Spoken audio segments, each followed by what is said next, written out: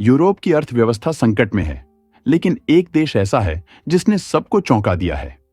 Germany और France जैसी बड़ी अर्थव्यवस्थाएं मंदी से जूझ रही हैं, लेकिन स्पेन तेजी से आगे बढ़ रहा है। आखिर ऐसा क्या हो रहा है कि स्पेन न सिर्फ यूरोपीय देशों बल्कि अमेरिका तक को टक्कर दे रहा है? इसकी अर्थव्यवस्था इतनी तेजी से क्यों बढ़ रही है? यही सवाल हर कोई पूछ रहा है और इसका जवाब आपको चौंका सकता है। यूरोस्टेट के ताजा आंकड़ों के अनुसार 2024 की आखिरी तिमाही में स्पेन की अर्थव्यवस्था 0.8% बढ़ी और पूरे साल में इसे 3.5% की ग्रोथ मिली। इसकी तुलना करें तो यूरोजोन की औसत ग्रोथ 0% रही, यानी बिल्कुल ठप। जर्मनी की अर्थव्यवस्था 0.2% सिकुड़ गई, जबकि इटली और फ्रांस भी मुश्किल से 1% की दर पार कर सके। अमेरिका, जो हमेशा ग्रोथ में आगे रहता है, वह भी 2.8% पर अटका हुआ है। ऐसे में स्पेन का 3.5% का आंकड़ा यूरोप के लिए किसी आश्चर्य से कम नहीं। अब सवाल उठता है, स्पेन ये कर कैसे रहा है? क्या सिर्फ किस्मत का खेल है या इसके पीछे ठोस वजहें हैं?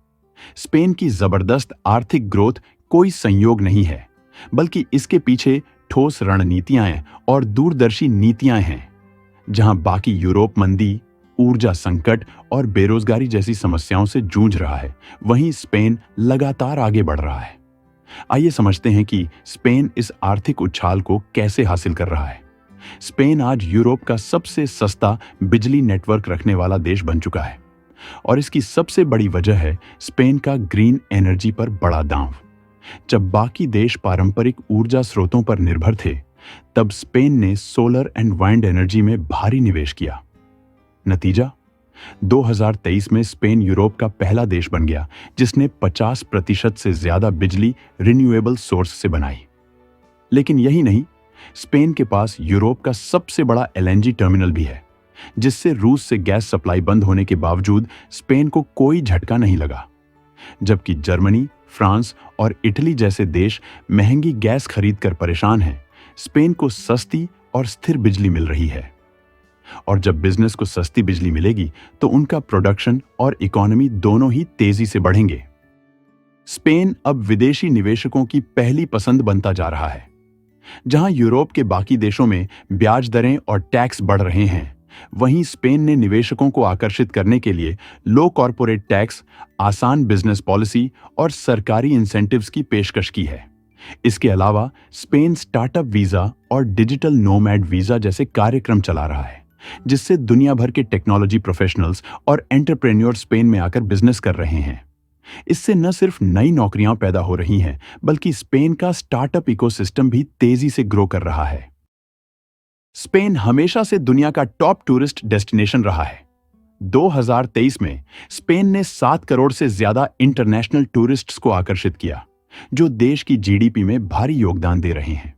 सिर्फ टूरिज्म ही नहीं, स्पेन में रियल एस्टेट सेक्टर भी तेजी से बढ़ रहा है। अमीर निवेशक और यूरोपियन एक्सपर्ट्स स्पेन में प्रॉपर्टी खरीद रहे हैं, जिससे हाउसिंग मार्केट में उछाल आया है। 2010 के बाद यूरोपीय देशों ने दक्षिणी यूरोप, स्पेन, इटली, ग्रीस पर दबाव डाला कि वे अपनी श्रम नीतियों में बदलाव करें ताकि उनकी अर्थव्यवस्था ज्यादा प्रतिस्पर्धात्मक बन सके। इसके चलते ट्रेड यूनियनों की शक्ति कम कर दी गई, न्यूनतम वेतन घटा दिया गया और कर्मचारियों को निकालना आसान बना दिया गया। लेकिन 2021 में स्पेन की सरकार ने इस ट्रेंड को पलटते हुए नई श्रम नीति लागू की, जिसने श्रमिकों को अधिक सुरक्षा और स्थायी नौकरियों का मौका दिया। इस नीति का असर शानदार रहा। स्पेन में बेरोजगारी दर घटी, युवा बेरोजगारी में कमी आई और मजदूरी में वृद्धि हुई। इसका सीधा असर देश की आर्थिक ग्रोथ पर पड़ा, क्योंकि बढ़ती आय ने घरेलू मांग को भी बढ़ावा दिया। अब अगर स्पेन की सफलता चौंकाने वाली है, तो जर्मनी की स्थिति उतनी ही चौंकाने वाली, लेकिन विपरीत दिशा में है। कभी यूरोप की सबसे मजबूत अर्थव्यवस्था माने जाने वाला जर्मनी अब मंदी में फंस चुका है। 2023 में जर्मनी की जीडीपी में 0.2% की गिरावट आई और 2024 की शुरुआत भी कोई खास बेहतर नहीं रही। यूरोप की सबसे बड़ी अर्थव्यवस्था अब अपनी सबसे बड़ी चुनौती का सामना कर रही है और इसका असर सिर्फ जर्मनी तक सीमित नहीं रहेगा, बल्कि पूरे यूरोप पर पड़ेगा। इस गिरावट की सबसे बड़ी वजह बनी ऊर्जा संकट। जब से रूस यूक्रेन युद्ध शुरू हुआ, जर्मनी को रूस से मिलने वाली सस्ती गैस बंद हो गई। इसका नतीजा यह हुआ कि वहां की इंडस्ट्री को महंगी गैस और बिजली पर काम करना पड़ रहा है, जिससे उत्पादन लागत बढ़ गई और कंपनियों की मुनाफाखोरी कम हो गई। जर्मनी की प्रमुख इंडस्ट्रीज जैसे ऑटोमोबाइल, केमिकल और मशीनरी अब उस रफ्तार से आगे नहीं बढ़ रही जिस पर कभी जर्मनी गर्व करता था। इसके अलावा जर्मनी में जनसंख्या घटने और लेबर मार्केट में नई प्रतिभाओं की कमी ने भी समस्या को बढ़ा दिया है। कंपनियों को कुशल कामगार नहीं मिल रहे और सरकार की कड़े इमिग्रेशन नियम इस संकट को और बढ़ा रहे हैं। जो युवा पेशेवर पहले जर्मनी को अपना भविष्य मानते थे, वे अब कनाडा, ऑस्ट्रेलिया और अमेरिका जैसे विकल्पों की ओर देख रहे हैं। इसी बीच बढ़ते ब्याज दरों और गिरती हुई उपभोक्ता मांग ने रियल एस्टेट मार्केट को भी झटका दिया है। जहां एक समय जर्मनी का हाउसिंग मार्केट निवेशकों के लिए सबसे आकर्षक था, अब वहां घरों की कीमतें गिर रही हैं और नए प्रोजेक्ट्स अटक गए हैं। हालांकि जर्मनी अभी भी अपनी औद्योगिक ताकत, तकनीकी इनोवेशन और हाई स्किल्ड वर्कफोर्स के दम पर वापसी कर सकता है, लेकिन इसके लिए सरकार को जल्दी और ठोस कदम उठाने होंगे। नहीं तो आने वाले सालों में जर्मनी की गिरती अर्थव्यवस्था यूरोप के लिए एक बड़ा सिरदर्द बन सकती है। भारत और स्पेन के बीच संबंध हाल के वर्षों में काफी मजबूत हुए हैं, खासकर व्यापार, रक्षा, टेक्नोलॉजी और सांस्कृतिक सहयोग के क्षेत्रों में। दोनों देश अपनी रणनीतिक साझेदारी को नई ऊंचाइयों पर ले जाने के लिए कई अहम समझौते कर रहे हैं, जिससे आर्थिक विकास, टेक्नोलॉजी इनोवेशन और द्विपक्षीय सहयोग को मजबूती मिल रही है।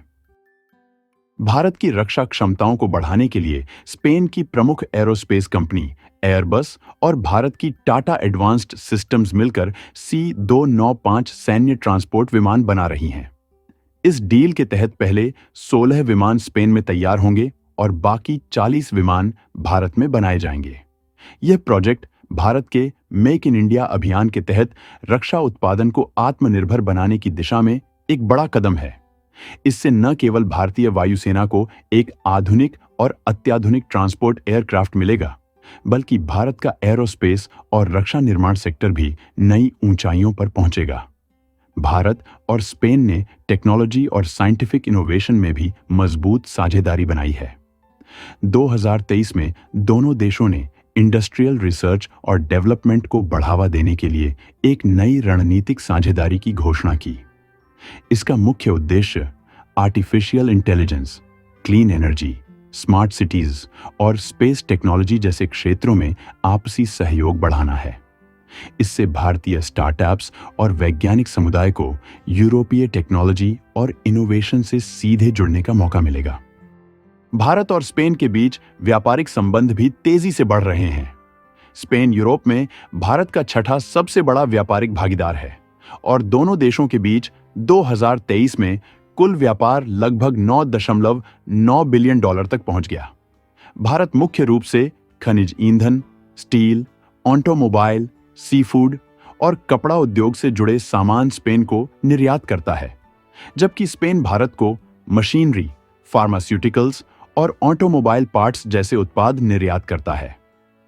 स्पेन के कई प्रमुख ब्रांड और कंपनियां अब भारत में अपने व्यवसाय का विस्तार कर रही हैं, जिसमें ज़ारा, मैंगो और कई अन्य टेक्सटाइल और इंफ्रास्ट्रक्चर कंपनियां शामिल हैं। इसके अलावा भारतीय आईटी कंपनियां भी स्पेन में तेजी से अपने ऑपरेशंस बढ़ा रही हैं, जिससे दोनों देशों के बीच आर्थिक सहयोग को और बल मिल रहा है। जब पूरा यूरोप मंदी और धीमी ग्रोथ से जूझ रहा है, स्पेन ने अपनी ऊर्जा नीति, श्रम सुधार और मजबूत पर्यटन क्षेत्र के जरिए आर्थिक उड़ान भरी है।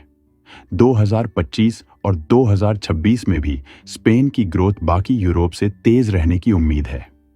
अगर यही रफ्तार जारी रही तो आने वाले वर्षों में स्पेन यूरोप का सबसे मजबूत इकोनॉमिक पावर हाउस बन सकता है।